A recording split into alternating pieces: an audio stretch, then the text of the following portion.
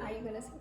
Vasudevasutam Devam Kamsachanuramardanam Devaki Paramanandam Krishnam Vande Jagadguru Gurur Brahma Gurur Vishnu Guru Devo Maheshwara Gurur Sakshat Parabrahma Tasmai Shri Guruve Namah.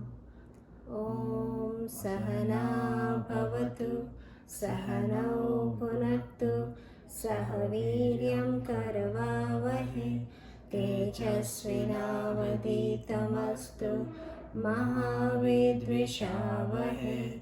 Om Shanti Shanti Shanti. Om Asato Ma Satgamaya Tamso Ma Jyotirgamaya Mrityorma Amritam Gamaya. Om Shanti Shanti Shanti. Om Purnamada Purnamidam Purnat Purnamadachyate Purnasya Purnamadaya Purnamevavashishyate. How many of you guys know all these 5 slokas without looking in the paper? Good, nice, okay. So any one of you can sing if I ask you to sing, right? Any one of you guys can sing if I ask you to sing next time? Awesome. Uh-oh, Sana left. Okay, so we will start. So last week we did until Shlok 9. So we are on chapter 4, Shlok 9. Let me open the book here. So we saw that, what was happening here. Where are we in this? At Gita chapter 4, which is the Gyan. We are doing chapter 4 with the, what is the name of the chapter? Anybody can tell me the name of the chapter? What is the name of the chapter? Gyan, Karm, Sannyas. Oh, you all knew? I'm sorry. Okay, tell me. Swara, you want to tell me what the name of the chapter?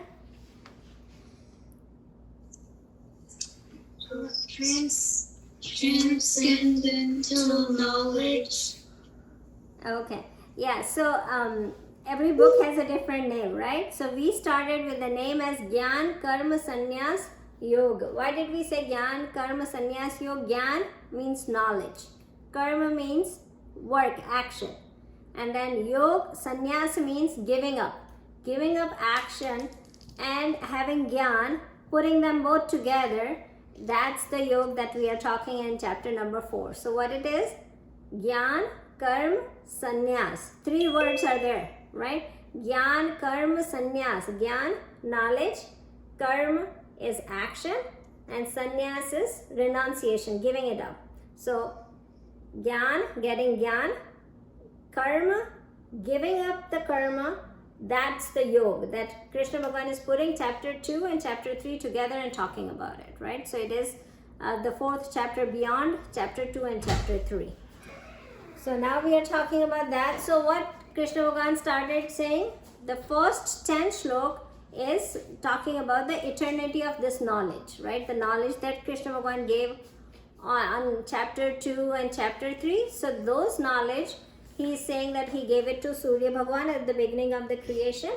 Then Surya Bhagavan transferred it to Manu. Manu transferred it to Ikshwaku, the king. And then that's how it keep coming up. Now he says it's not, while coming from generation to generation, it lost its essence. So now he's coming back and he's giving it to Arjun. And then he mentioned that he is an avatar. He mentioned is, Arjun always thinks that what is Krishna Bhagavan to him? A friend, right? That's, he always saw as a friend, as a, loyal friend and a cousin, and, sometimes if he needs something, he goes to him and he, solves the problem. So kind of a knowledgeable friend. That's what he considered him so far. But now in this chapter, he talks about himself as a avatar. Avatar means incarnation. And we know that, we talk about it as Krishna Bhagavan as the incarnation of Vishnu, right? Vishnu is a, Brahma is creator. What is Vishnu? Brahma, Vishnu, Mahesh. We have 3 Dev, right? We talked about it a couple weeks ago. What is Brahma? Brahma is a creator. Vishnu? Preserver. And then Shiva? Destroyer, right? So he is, Krishna Bhagavan is considered as an incarnation of Vishnu, preserver, right? Who preserved the whole, Srishti means whole universe, right? That's what Krishna Bhagavan is considered as in this avatar. Now he mentioned in this shlokas that we studied a couple weeks ago, where he talks about avatar. What is the difference between avatar and normal human being, right? So we came across 3 big differences between avatar and normal human being. The first difference is they are not born, they appear, right? So that's how it is. Normal human beings are born and God are appeared, right? Then we talk about they have purpose. Purpose of life is, and in later shlok it gives us purpose of their life. But there is a purpose of life to give enlightenment or betterment of all the other people. For us, as a normal human being, we don't have a universal purpose, right? We think that our purpose is to make sure that we take care of ourselves, our family. That's what our purpose is most of the time. But humans are born with the purpose of being enlightened. That's how we keep taking birth, and eventually, after some births or many births, we get enlightened. But we think that's not our purpose. So that's the difference between avatara and normal human. And the last difference is that we are born because of our past karma. We are bound with the past karmas, and that's how we are born. But for incarnation, there is no bondage. They are come because of compassion. They want to do something for somebody. That's why they come, they appeared on the earth. So that's the difference between incarnation and normal human being. Then we talk about different kind of religions, right? When God says that I appeared many times, then we talk about those 2 famous shlokas, right? Yada yada hi dharmasya glanir bhavati bharata. Whenever there is a destruction, whenever there is that the righteousness is gone from the earth and unrighteousness is coming in a lot, a lot of people are doing an unrighteous thing. That's when God comes back and take avatar.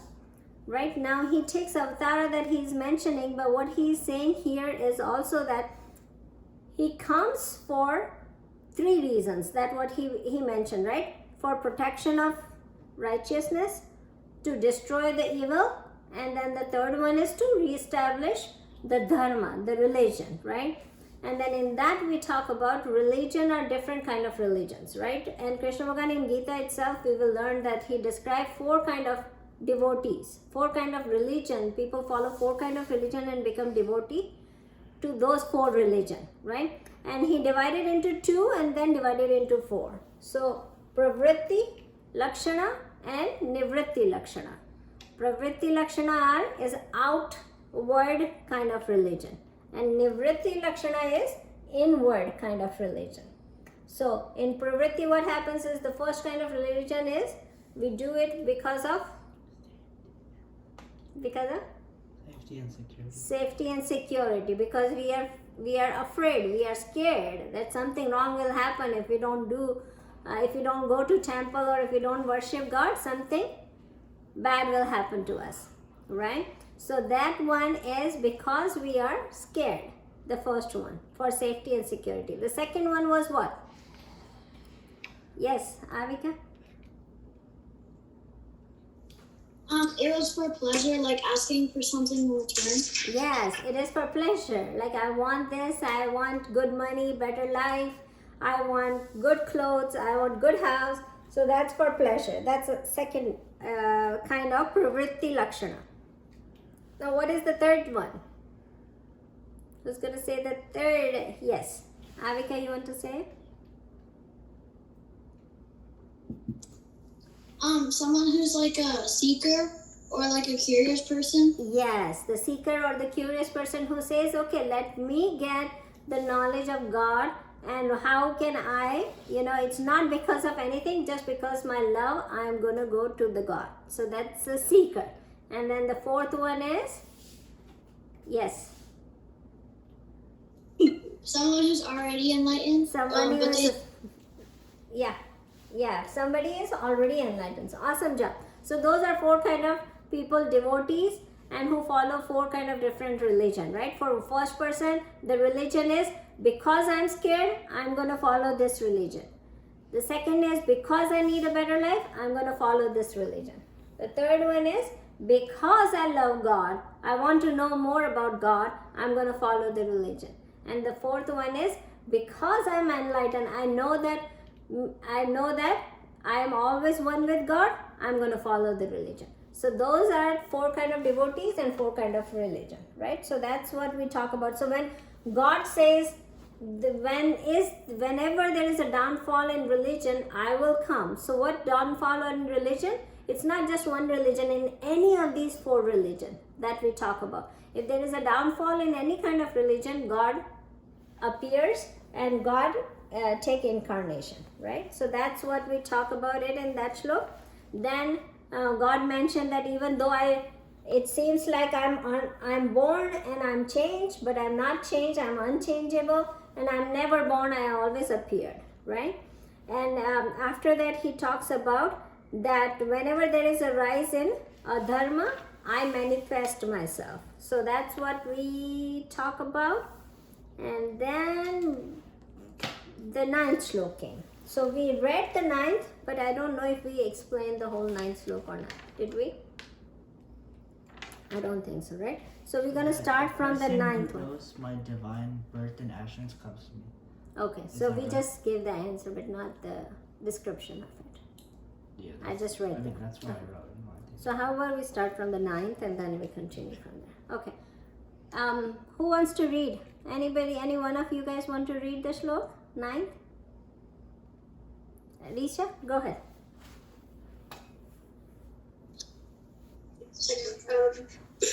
No, it's right here. Janma karma kame divyam. Janma karma chame devyam. Evam yo veti tattvata. Evam yo veti tattvata. Tyaktva deham punarjanma. Tvatyavdeham punarjanma. Neti mam eti sarjana.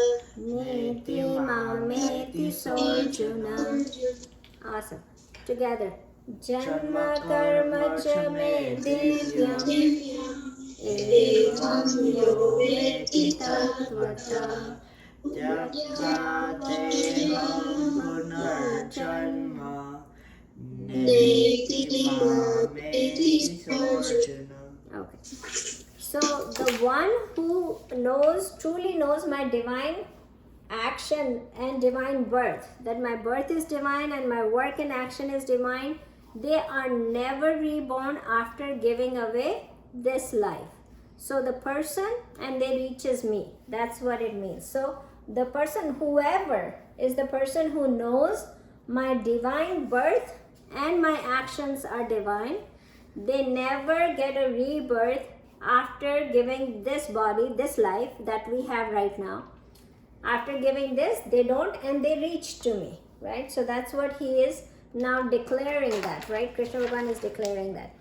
Now what happens is, if we look at that, the actions that God does, right? The incarnation does. Like Krishna Bhagavan did, Ram did. So we talk about the incarnation, Buddha did. When we talk about them, their action is never for themselves, right? That's why they don't build karma, right? They don't build karma, and we build karma because a lot of action is for us. Me, my family, my brother, my sister, my dad, my mom. That's how our karma is, right? So then that's why we build the karma and we get the results of karma, right? God doesn't do that. When the avatar comes, he doesn't do anything for himself. He does welfare of all the others, right? For them, their mom, dad, their sister, their brother is same as somebody else, right? They don't they don't treat other people differently. They do for welfare of others. That's why their action has to be divine, right? Because it's unselfish action. And they do without attachment, right? So all incarnation, if you look at their work, is without attachment. And what is it? Is for welfare of others, right? Like if you do something you do for welfare of others, then it becomes unselfish action, right? It doesn't count as a selfish action, and you don't get the karma consequences of doing that action, right? So if we want to stop our karmas accumulating, the things if we do for somebody else, that the karma doesn't get attached to us, right? It becomes unselfish actions.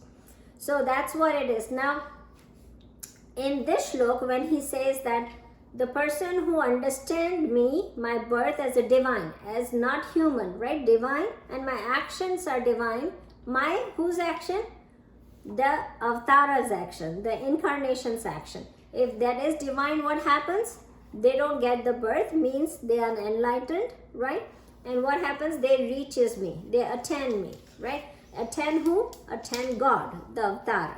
So that's how he is explaining. Now, this shlok can be taken in two prospects, right? So the first prospect, let's think about as God and us different, two different people, right?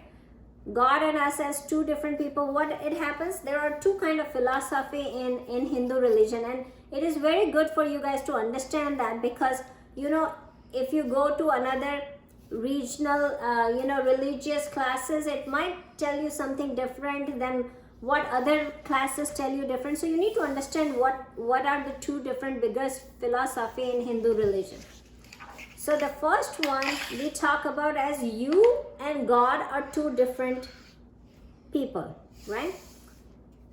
So that is duality, right? Du means two, duality means two people, right? You are there and God is there.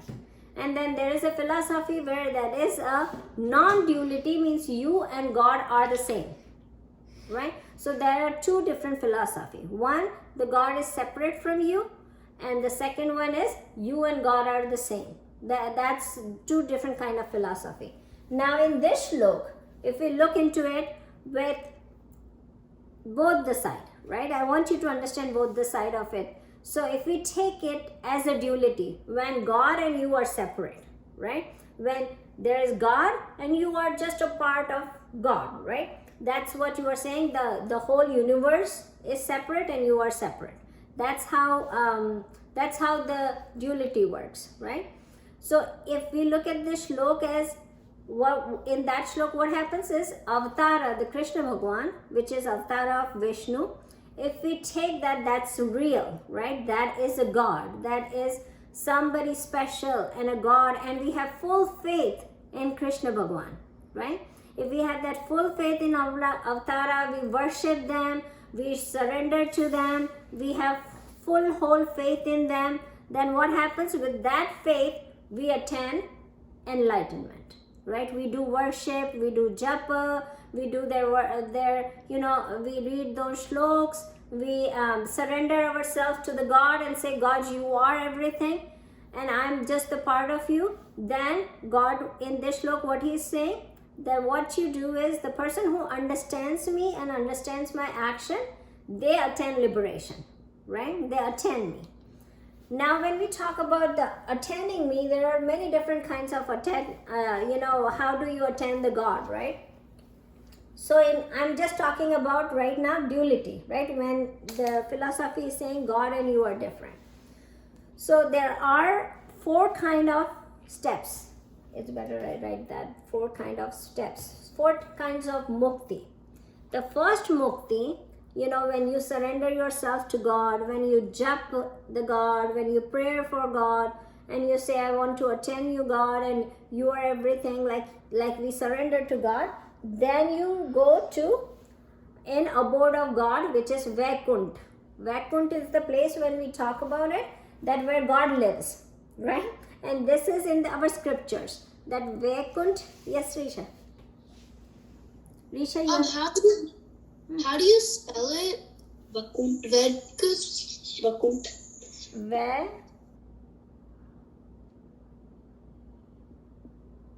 Vaikunt. Vaikunt. Right, so you go there, right? It's a place where God lives, and you transport after the death, you go there in Vaikunt. And what do? You stay with God. So you stay in the same city as God. Like if we say, okay, I'm living in Dallas, God lives in Dallas too, then I'm in Vaikunt with God, right? So that is known as Salukya Mukti.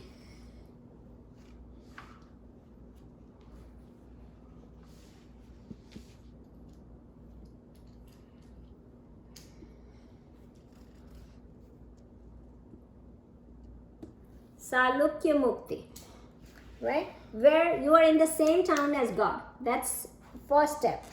Second step is Samipya. Samipya means together. Can you read this or no?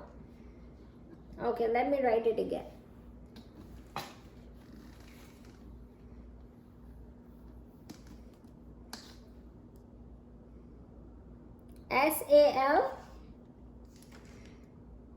Salukya Salukya Mukti. Mukti. Salukya Mukti. So it means you are in the same town as God is, right? So when you get enlightened, when you worship God so much, God gets happy. God says, okay, you can come and stay with me in the same town. We will be in the same town. We will meet someday. We will spend some, Saturday evenings together or Sunday mornings together. That kind of combination comes when you when you worship God and you surrender to God, right? The second stage is Samipya Mukti. Wait, where do you go for that? Where do you go for that? Samipya? Yeah. Samipya Mukti is you are neighbor to God, right? You are living in this next house to God. You become so close to Him. You hang out with Him. You're still in Vaikunt? Yeah, you are still in Vaikunt. They say that you are in Vaikunt at that time, right? So Samipya is you are in the neighborhood of God. Yeah, Anya, you have a question, Raja? No? Okay. So that's, yes, Avika. How do you spell Samipya Mukti? Samipia. Mukti. Okay. So Samipya Mukti is you are very close to God, right? And then it comes Sarupya Mukti. Sarupya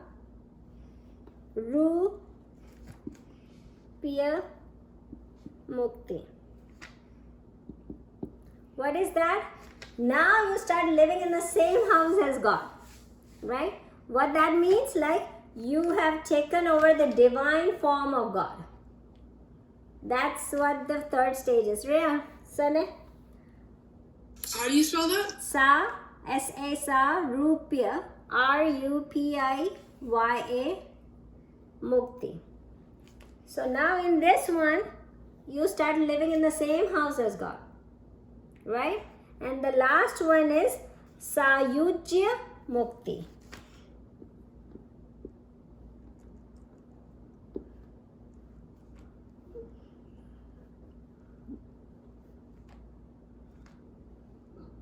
Sayujya.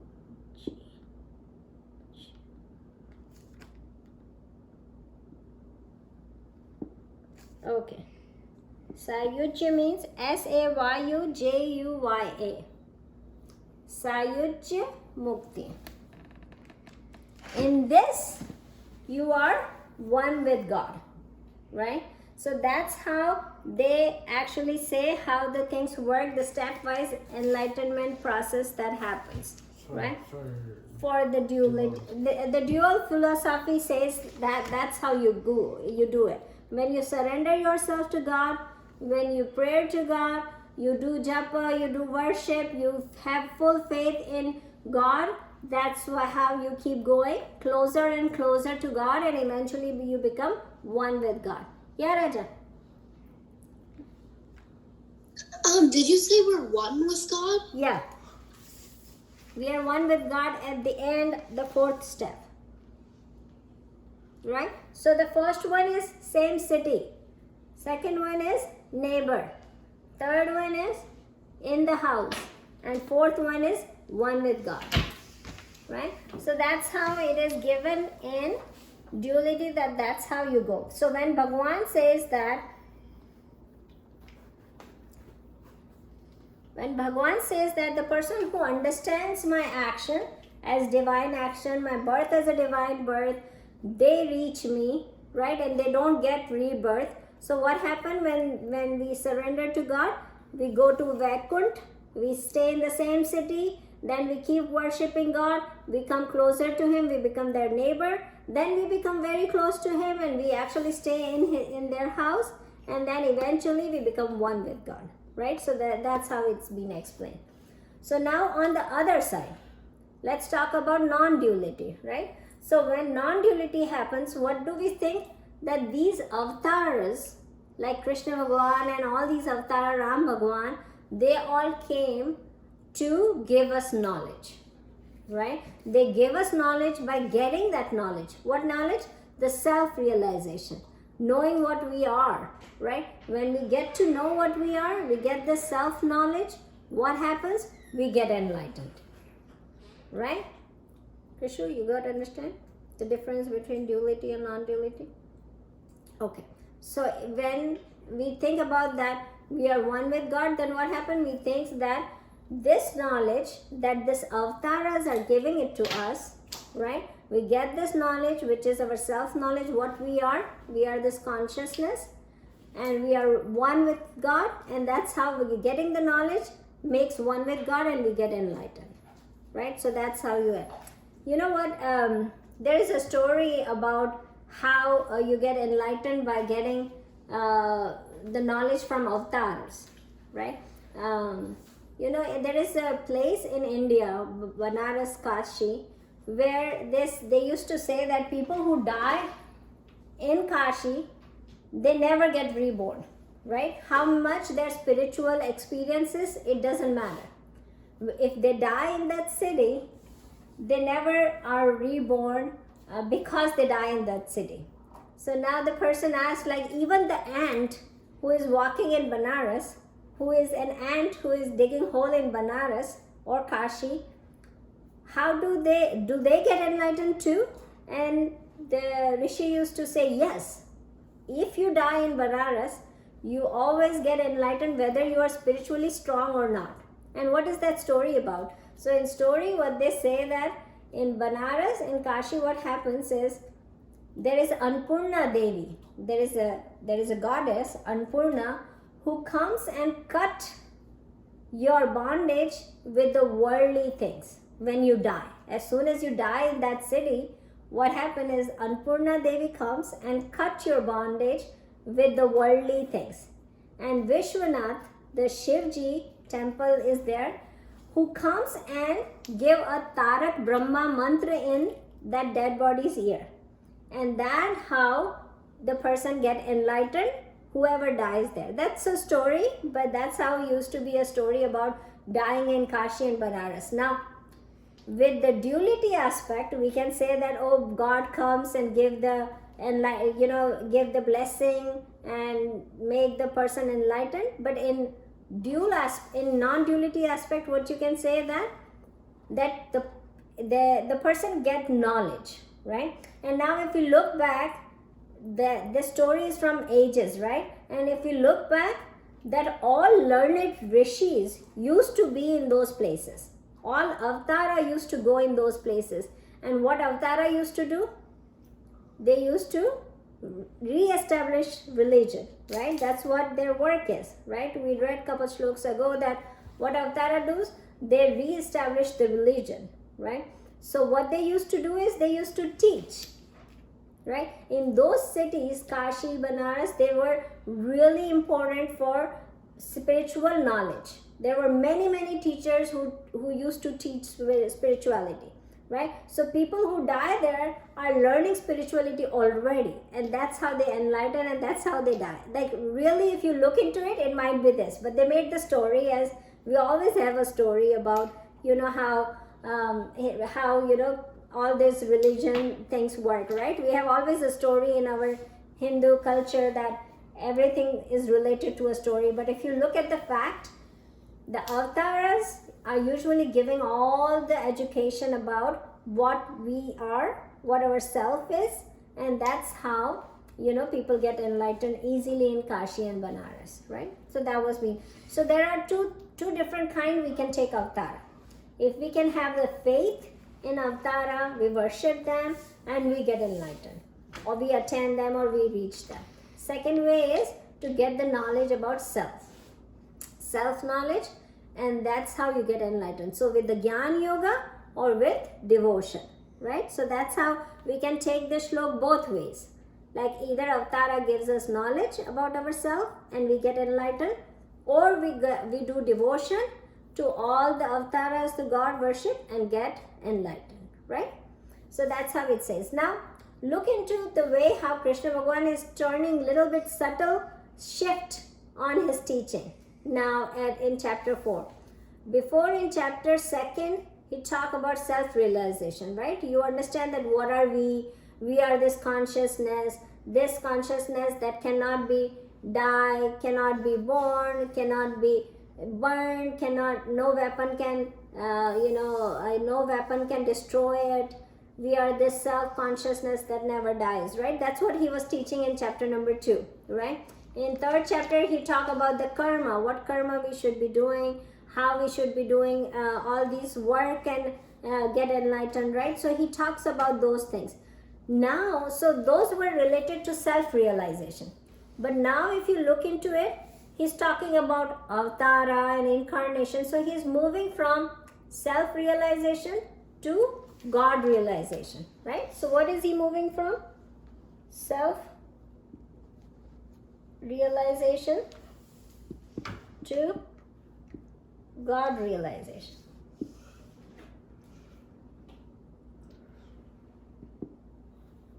Now, the one that I said, when there is a duality, means we have a faith in God, right? When the God is there, we worship the God. That people always go from self-realization to God realization, right? So we get to know yourself, but then there is a God and we do God realization. So going from Atma to Paramatma. Paramatma is God, Atma is ourself. So going from Atma to Paramatma. But in non-duality, self and God realization are same. When you and God are same, means the self-realization and God realization are exactly the same, right? So that's how the shift is right now, moving from God self-realization to God realization, but it is exactly for non-duality, it is same. But for duality, if we think about it, then it goes from self-realization to God realization. So one thing you need to see that what is the difference between self and God in duality, like when we are separate, right? So what happened is we are a subject, right? And everything else is what? Everything around us is, if we are subject, everything around us is object, right? So if we are subject, then everything else is object. So what happens is Prakriti and Purusha. Purush means us, Prakriti means outside us, the object, right? So who does things around us? Are we the one only doing the things, or there is another person who is doing the things? Right? What you say? Subject is us, right? But there is a Prakriti too, right? So we make it separate. Kush band ho gaya.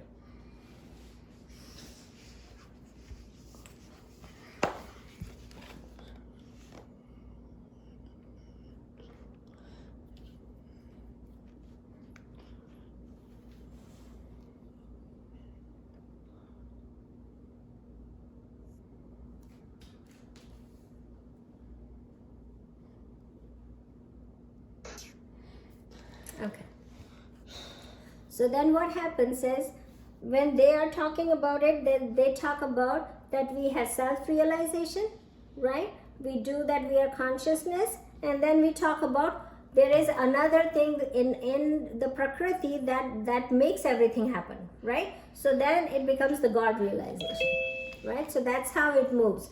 But in non-duality, they both are same, right? We are consciousness, and this everything appears in our consciousness, right? There is no Prakriti separate. So that's how it is. So then this becomes same, right? Yes, Anil. So, wait, can you explain duality and non-duality? Okay, yeah, I will. So, duality, when we talk about dual is means what? Dual is two things, right? And non-duality is there is no two, no second one, right? There is only one, right? So, when we talk about duality means there are two things. So, there has to be two things to talk about. There has to be two people or two things that we are talking about, right? So when we talk about philosophy of religion, when we talk about duality means there are two things. One is us, then the other one has to be God, God. right? God. So then there is one us and then there is a God. So there are two things in the world. That's what we talk about. So that becomes duality.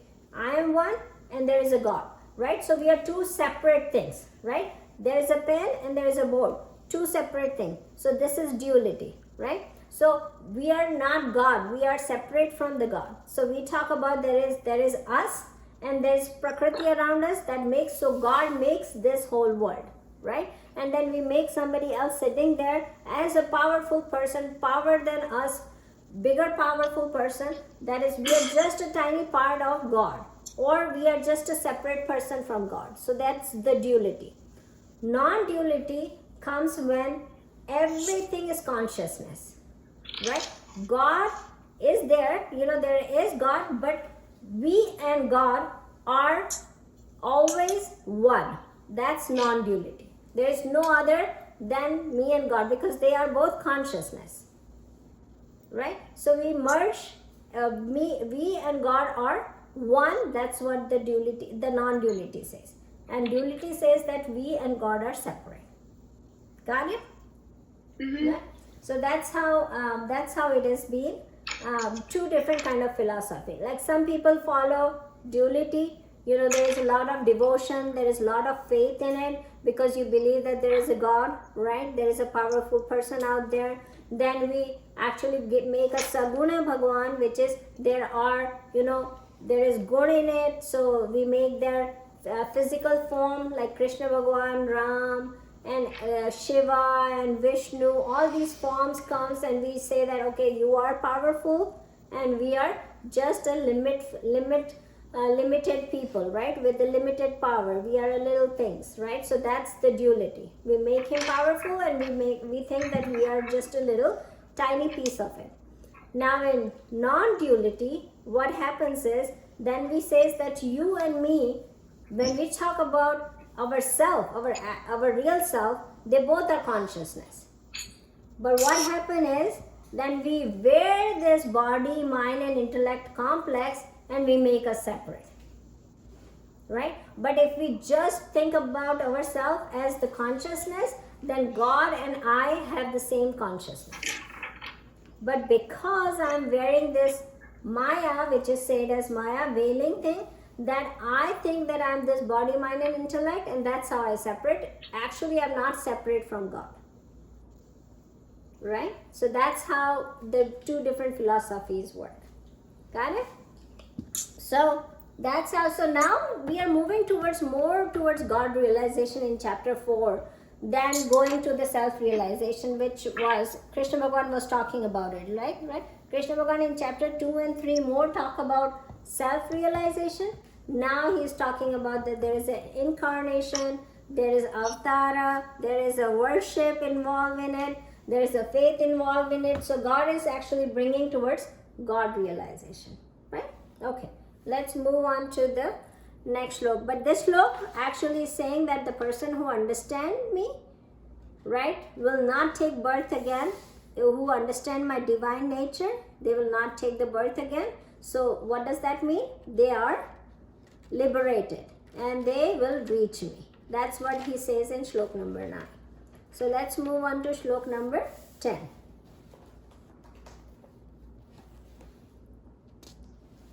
You want to go, Risha? Okay. Vitaraga Bhaya Krodha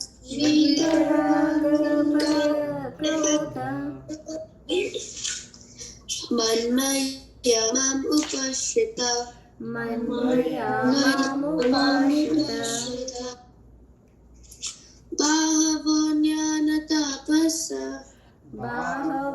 Jnana Tapasa Uttamadbhavamagata. Together, guys. Very nice.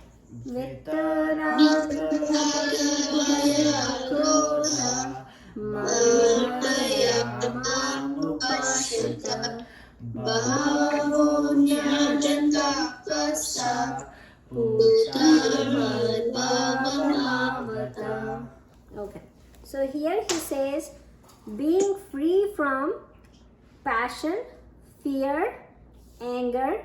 Passion means likes and dislikes. So being free from passion and likes and dislike, being free from fear, being free from anger, filled with my power, dependent on me, purified with the fire of knowledge, many have attained me. Right? So that's what God is saying. And now why is he saying this? Let's talk about a little bit of that. So first thing in this, lot of spiritual practices is given in this slok. It's very important slok because all the spiritual practices is given in this little slok, right? We're going to talk about each spiritual practices that God has said in this. And then he says the confusion happens to us, normal people, and definitely Arjun too. What confusion happens is like, first of all, is this spirituality, is this religion true? Right? The faith comes in mind, right? Is that true? Right? The first question comes. But then it says, okay, if it is true, then I'm not that great. I'm not great like Vivekananda Swami. I'm not great like Gandhi, Mahatma Gandhi. I'm not great like a lot of great people that got enlightened. Is it for me? Right? So those two questions comes in everybody's mind, right? Do I have to be that great to get enlightened? Right? So now God is explaining that how many got it, right? I'm not like, we talk about Raja Janak so many times, right? Raja Janak was a householder who was enlightened, right? So those great people we talk about, that do we have to be great to be enlightened, right? I don't have that much, qualities to become enlightened. So is it for me? Right? So those two questions comes. And that's why God is giving the answer here, right? What he is saying that he starts with Manmaya, right? When it is all about, the faith is all about God. So the first question is to be asked that, that am I into it? Am I a spiritual seeker or not? Am I serious? Or I'm just doing it because, my parents are sending it to me, or Sonal auntie is forcing me to read Gita, or I really want to read it, right? So am I into it, right? So first question comes like, do I want to do it, right? Am I serious? Do I want to learn what was in these scriptures? Do I want to learn that, right?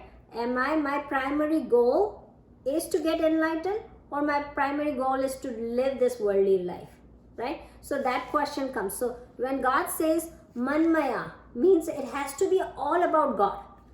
Can you immerse God in every activity of your life, right?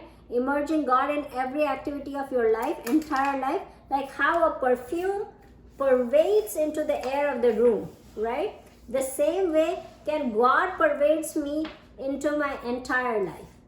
Can that happen? right? So that's the first thing God says, that has to happen. Manmaya, right? You have to devote every action of your life to God. If that is happening, that's one kind of practice, right? When he's talking about different, all 4 kind of practices that he's going to mention in this, right? The first practice is, are we devoting ourselves, our entire life to God? So that's manmaya, right? Now he's talk about, where is the shloka? Okay. Manupakshita. So in that one, he says, refuge, like depend on me, right? Get help from God. Now what does that mean? Depend on me, get help from God. What does that mean? It means that, you know, you are, no matter what you do, right? When we think that we are limited, right? Can any enlightened person can say that I myself did everything? Can you, even not enlightened person, can any one of you can say that, you know what I am? This is only and only credit goes to me. Can you guys say that? That what I am right now, it's only me and me. No, you will say, you know, probably it's contribution of my parents, right? It's contribution of my brothers, sisters. It is contribution of God, teachers. It will always come that we are contribution to God. So when we get to the enlightened stage, when we want the enlightenment, we have to seek help from God. We cannot just sit down and say, oh, I'm going to get enlightened by myself. I am reading Gita by myself and I'm going to get enlightened by myself. I don't need anybody's help. Will that give you enlightenment? It cannot, right? You have to seek help from God, right? We have to seek help from a guru or avatara that's going to teach you, right? For God, for the dualist people, and avatara teaching the knowledge that you get from avatara from non-dualist prospect, right? So you need to get help from somebody, right? That's what he is talking about here. Now he talk about Vitaraga, Bhaya, Krodha, right? Vitaraga, Bhaya, Krodha are 4 different qualities that he's saying you have to be free from, right? Vitaraga means likes and dislikes, your desire, your passions, right? Free from that. So you have to be free from likes and dislike, free from bhaya, fear, right? There's a big thing about fear, right? We are always in fear. What's going to happen if I'm going to stay unhappy all my life? Will I be happy in my life? Will there be anything that's going to hurt me? Or will that gonna, take my life away, or take my money away, or take my friends away? We are always in fear of something, right? So what he is saying, that the practice, spiritual practice, is taking this fear away, right? You cannot be fear of anything. Like, you cannot be fearful of anything. Spirituality, the one thing that spirituality gives you is the fearlessness, right? So free from fear, and then free from anger, right? That is also another thing that has to be free from, right? So now when we talk about this, well, we see that if we are in spiritual practices, what's going to happen? How do you see the progress? So it's not going to be overnight change, right? It's not going to change like, okay, I'm studying Gita and this is my 66th class, and I'm going to be free from Vitaraga, Bhaya, Krodha. I'm not going to free from it, but we can see the progress, how things are going, right? So the intensity and the frequency of this has to go down.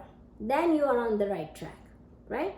The intensity of this thing, like I'm very fearful on something, but since I am studying Gita, my fear is slowly going away, right? The intensity of fear is going away, or the intensity of my anger is going a little bit down, right? When I was used to be anger like for 6 months with some person, and I would say, I'm never going to talk to this person, I'm so upset at it. And then slowly my anger is sliding down to 1 day, right? Now I'm not talking to this person for 1 day, but then I start talking to that person again next day, right? So the intensity goes away slowly. That's how the progress is shown, right? It has been said that, the monk anger is like a line on a water, which never stays, right? If you draw a line, it will washes off. So a person who is going on spiritual ladder, the anger, the fear, all these are like a line on the water. It doesn't stay ever, right? So he talks about that. And then he talks about next is Jnana Tapasa, right? So now he talks about Jnana Yoga. Jnana means knowledge. Now he talks about the Jnana, the knowledge that comes. So he talk about the first thing, that the devotion that you get into, right? Then you take refuge in God. Then you take purify your mind, because you are free from likes and dislike, anger and fear. And then the last thing, the knowledge comes. If you remember, we discussed this whole 4 steps before too, right? What do you have to do is, you have to purify your mind, right? So what happens is, when Vita, Raga, Bhaya, Krodha goes away, you purify your mind, right? When you purify your mind, what happens next? Then you have ability to concentrate, right? Then meditation starts, right? And when you concentrate your mind, with purified, concentrated mind, you get knowledge. You can gain knowledge, and then when you gain knowledge, what happens is, you can live the knowledge. So that's how the enlightenment of anybody happens. So he talks about purifying, right? There are 3 kind of impurity that we lived with. So I will tell you the 3 kind of impurity that we have.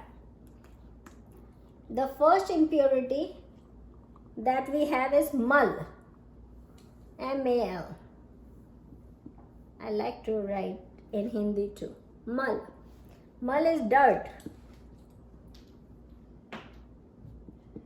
So dirt is the one that we have in our mind, which is what? Anger, depression, we are, frustration, jealousy. All these things are in our mind. That's the first level of dirt that we have, right? Mal that we have, impurity that we have, the first thing, right?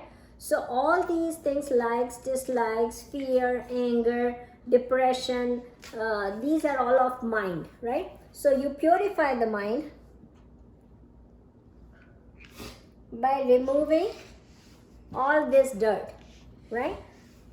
That's what you do. And how do you do that? We made a table of it. How do you purify your mind? Purify your mind?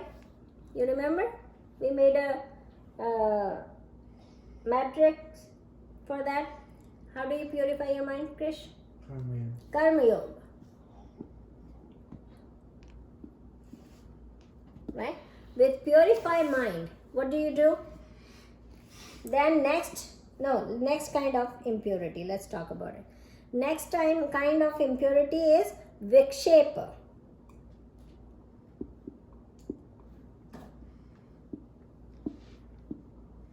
V-I-K-S-H-A-P. Vikshepa. Vikshepa means scatteredness of mind.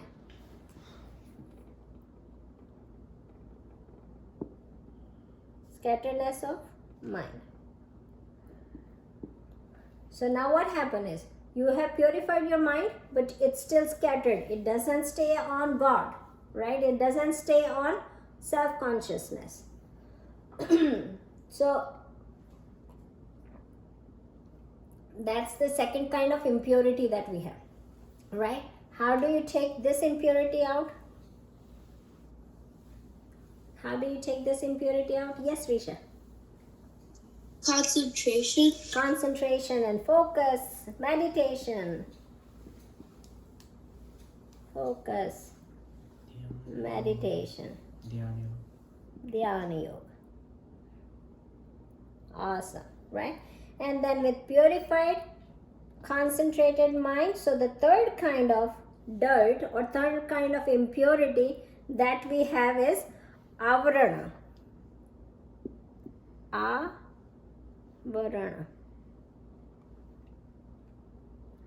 Avarana is veiling, that we don't know what our real self is. That's the subtlest impurity that we have. We think that we are this body, mind and intellect. We don't know what is our real self, right? So we are veiled from here. That's avarana. That's the most subtle impurity that we have.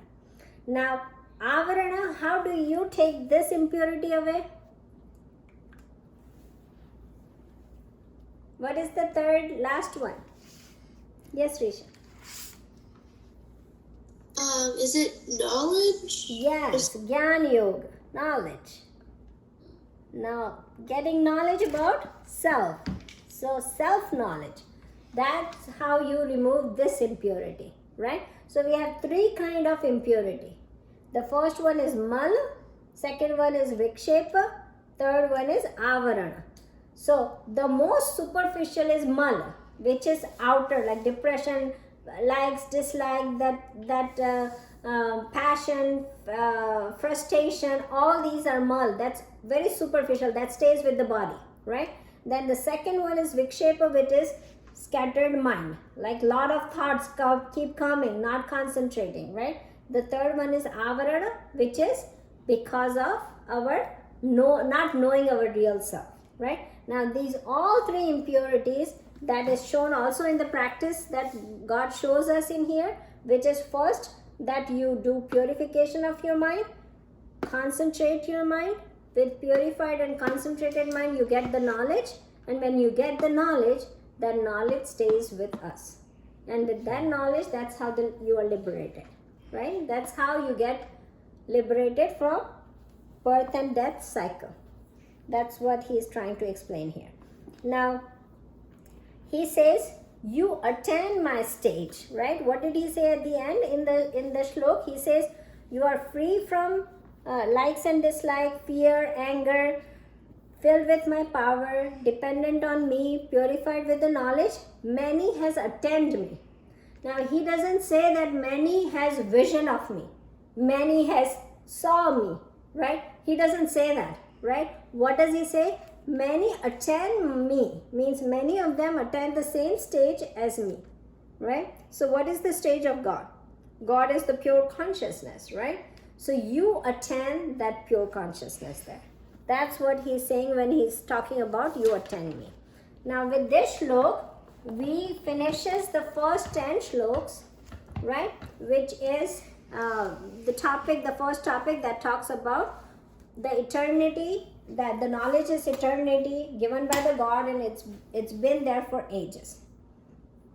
Now we're gonna close the class with this, but I have a big announcement to make today. I know you guys, a lot of you guys are going out of town, out of country, and enjoying your summer, right? So what we're gonna do is we're gonna hold these classes for a little while, so that you can enjoy your summer. We're gonna start the classes again when the school starts, right? Or August, when everybody is in town. Is that good for you guys? Right? So you can enjoy your vacation and you can have fun on your vacation. But here is one homework that you all have to do. So when you come back, when we rejoin the class, I want you guys to talk about, for 7 to 10 minutes, I want you to talk about the impact of Gita on your life, right? We did how many chapters so far? 1, 2, 3, and 4th chapter from shlok number 1 to 10, right? So between chapter 1 and chapter 4th, 10th shlok, what did you learn and how does the Gita impact your life, right? So get that thing going, and whenever we start, before I will let your parents know, so that you have at least enough time to write this thing, and then we will start the class next time, you guys talking about how Gita is impacting your life, right? You guys good? And probably I might have a live class next time, so you guys can come in person to those classes rather than being online classes. I hope so. Let's see. Okay, so let's close it. वसुदेवसुतं देवं कंसचाणूरमर्दनं देवकी परमानन्दं कृष्णं वन्दे जगद्गुरु गुरुर्ब्रह्मा गुरुर्विष्णु गुरुर्देवो महेश्वरा गुरुसाक्षात् परब्रह्म तस्मै श्री गुरुवे नमः कृष्णार्पणमस्तु. Okay guys, have fun for the summer.